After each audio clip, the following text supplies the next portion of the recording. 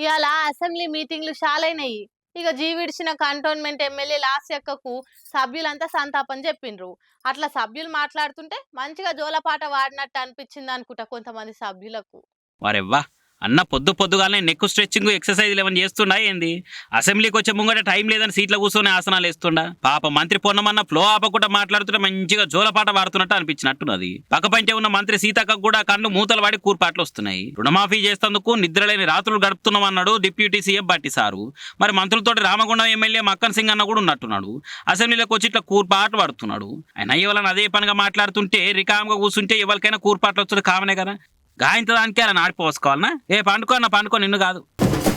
ఇవాళ రేపు బుడ్డ పొరలతోని ఒక్క తీరు బట్టలేపిచ్చి కొత్త పాటలకు ట్రెండింగ్ ఉన్న మ్యూజిక్ రీల్స్ చేపిస్తుంటే గీలా అయ్యమ్మ చూడుర్రి ఎంత మంచి పని చేపించారో.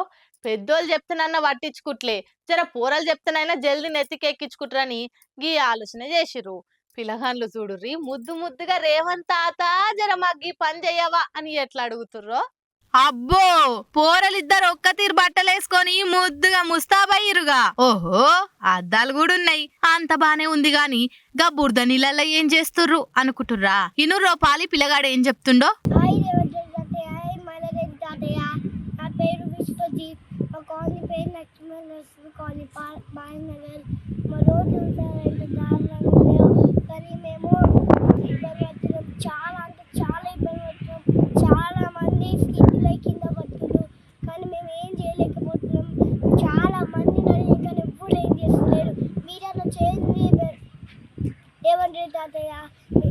అప్పుడు మళ్ళీ తాత గెలిచి అడుగుతూ చేయలేదు. కేసీఆర్ గెలిచి కేసీఆర్ కూడా గెలలేదు. ఇప్పుడు మీరు